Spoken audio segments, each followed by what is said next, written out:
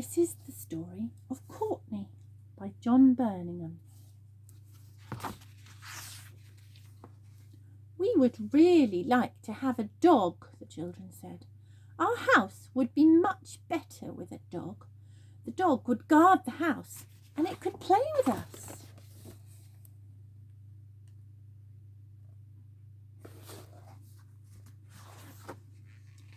There are lots of lovely dogs at the dog's home. Can't we please have one? Dogs need feeding and walking, and they make a mess everywhere.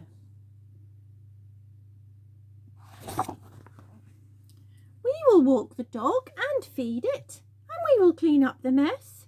Please, can we?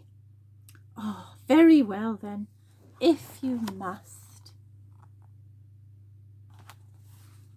Make sure it's a proper dog, one with a pedigree, and remember, you'll both have to take care of it.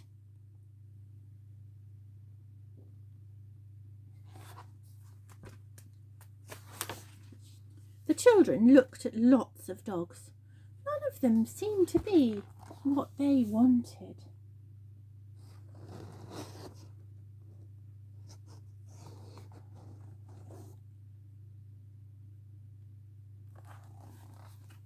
Have you a dog that nobody wants? They asked the man. All the dogs we have seen will find homes easily. We do have a dog called Courtney, said the man. Nobody wants Courtney.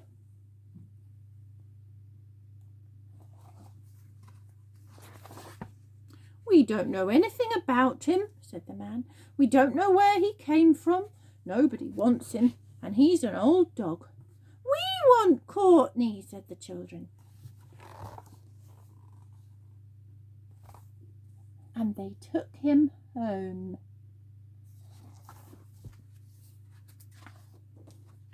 What on earth have you got there? Said the parents.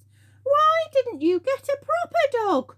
He's old and he's a mongrel, not a pedigree like we said. But Courtney's lovely, said the children. Well, it's getting late now and you must be going to bed. Courtney will have to sleep in the kitchen.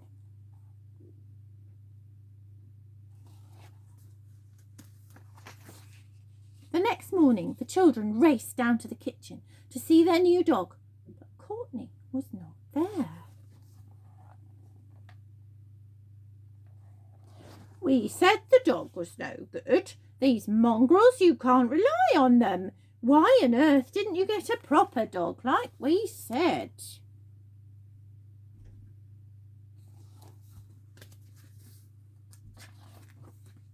That afternoon, Courtney came back dragging a large trunk behind him.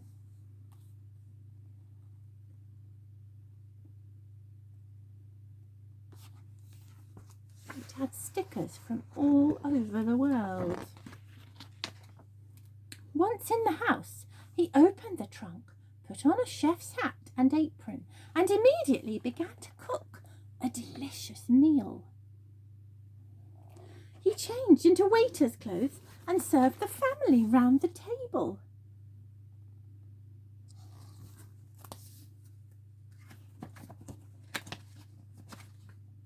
Courtney then played the violin while the family finished the meal. Out of his trunk, he took them some things to juggle with and entertain the baby.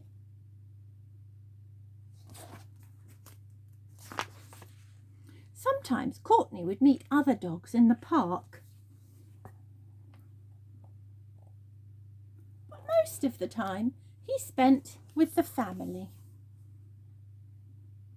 He helped wind wool, he ironed, he hoovered, he mowed the lawn, he watched telly, he even danced.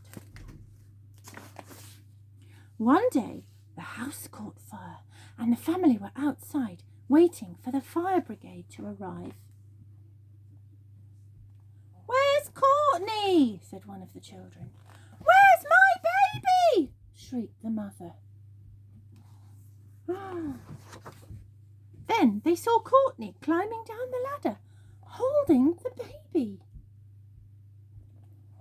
The fire was put out and the house was soon repaired, and the family were able to carry on living as usual.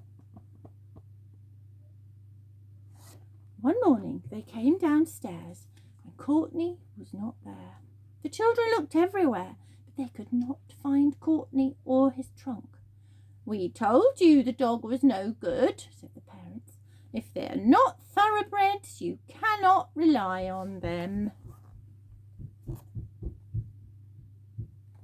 The children went to the police station. "We've lost our dog.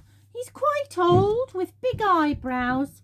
He can play the violin, cook wonderful dinners, and he juggles to entertain the baby." "Oh, I'll certainly let you know. If an old dog with big eyebrows, who can play the violin, cook wonderful dinners, and juggle to entertain the baby, is handed in," said the policeman. That summer the family went to the seaside for their holidays, and they took a boat with them. Every day the children went out in the boat. The boat was always tied to a rock with a long piece of rope so it would not drift out to sea. But on the last day, something awful happened.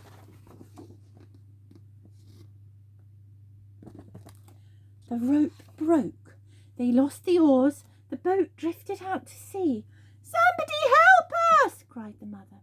The boat had drifted almost out of sight. Then suddenly there was a tug. The boat was being pulled by something towards the shore. They were safe. They never did find out who or what it was that had pulled their boat back to shore. I wonder what it could have been. That's the end of the story.